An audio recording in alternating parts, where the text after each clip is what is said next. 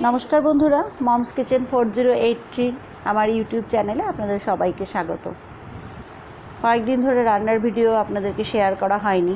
আজকে সকালেই একটা দিয়েছি ব্রেকফাস্টের শর্টস। তা আজকে আমি শেয়ার করছি আপনাদের সাথে বাড়িতে বানানো মিষ্টি দই। আমার বাড়ির সবাই মোটামুটি মিষ্টি দই খেতে ভালোই বাসে। তা ভাবলাম যে কিনে আনার থেকে আজকে বাড়িতেই বানাই, চেষ্টা করি দেখি কেমন হয়। সেইটাই আপনাদের সাথে আজকে শেয়ার করব।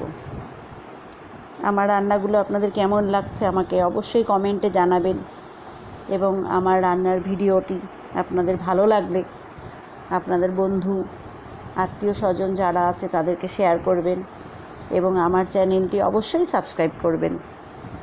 তাহলে আমি শুরু করি মিষ্টি দই বানানো। প্রথমে আমি দুধ নিয়ে নিয়েছি প্রায় 1 কেজির মতন। দুধটাকে খুব ভালো করে জাল করে নিতে হবে।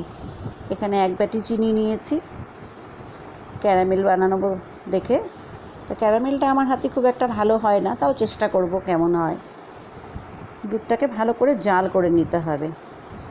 মোটামুটি দুধটাকে অনেকটা জাল করে নিয়ে একটু কিছুটা কমিয়ে আনতে হবে, দুধটাকে ঘন করে নিতে হবে।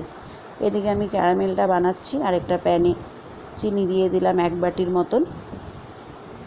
অনেকক্ষণ নাড়াচাড়া করতে হবে আঁচটা কমিয়ে।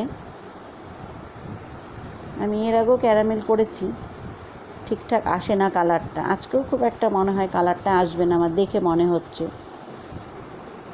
তাও বানালাম একটু ক্যারামেল কালারটা যাতে আসে দইয়ের, যেহেতু আমি অন্য কোনো ফুড কালার দেব না। এদিকে আমি একটা বাটিতে কিছুটা দুধ তুলে নিচ্ছি। এই দুধটা আমি কিছুক্ষণ ঠান্ডা হতে রাখবো। আর ওদিকে আমার ক্যারামেলটা হচ্ছে। এই দুধের মধ্যে আমি কিছুটা গুঁড়ো দুধ মিশিয়ে দিলাম, মোটামুটি 4 চামচের মতন গুঁড়ো দুধ আমি মেশালাম। আপনারা চাইলে আরেকটু দিতে পারেন, 4-5 চামচ আপনাদের যতটা মনে হয় যে লাগবে মাপ অনুযায়ী আপনারা দেবেন। এটাকে আমি গুলিয়ে রাখলাম।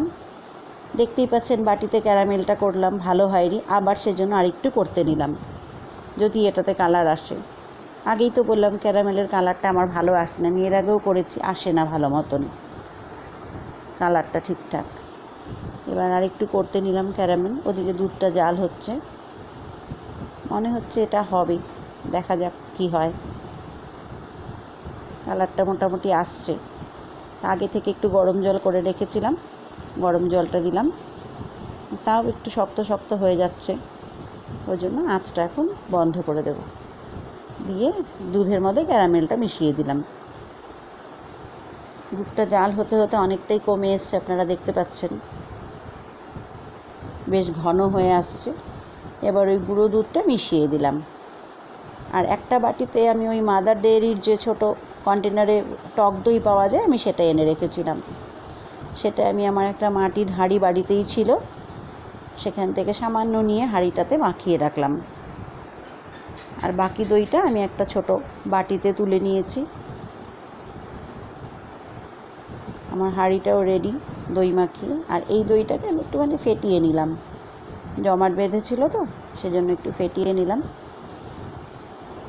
দুধটাও জাল হচ্ছে। দুধটা দেখতেই পাচ্ছেন অনেকটাও কমে এসছে। এবার সামান্য একটু চিনি দিলাম। ক্যারামেলটা তো দিয়েছিলাম, 1 বাটির মতন ছিল চিনি, তাও মনে হলো যে আর একটু লাগতে পারে, সেজন্য সামান্য চিনি দিলাম। এবার দুধটা আমি ঠান্ডা হতে রাখছি। দুধটা ঠান্ডা হচ্ছে। এদিকে মাটির পাত্রটাও রেডি আমার। দেখতেই পাচ্ছেন কতটা কমে এসছে জাল হয়ে, বেশ ঘন হয়ে এসছে। এবার এটা ঠান্ডা হলেই আমি মাটির পাত্রে ঢেলে দেব। খুব বেশি ঠান্ডা করা যাবে না, মোটামুটি আঙুল ডুবে এরকম সহ্য হয় গরমটা, ওরকমই দিতে হবে। এবার আমি ওই টক দইটা মিশিয়ে দিলাম। দুধটা ঠান্ডা হয়ে এসেছে অনেকটা,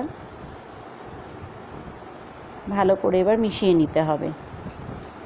মিশিয়ে নিয়ে আমি হাঁড়িটার, মাটির যে হাঁড়িটা, সেটাতে ঢেলে দেব। দেখতেই পাচ্ছেন ঢেলে দিচ্ছি একটু একটু করে। পুরোটাই আমি ঢেলে দিলাম। এবার দিয়ে ভালো করে ওটাকে নাড়িয়ে এটাকে আমি ঢাকা দিয়ে সারা রাত রেখে দেবো। দুটো এলাচ দিয়ে দিলাম। দেখতেই পাচ্ছেন আমার দইটা রেডি, মিষ্টি দইটা। কালারটাও বেশ ভালোই এসছে, দেখতেই পাচ্ছেন।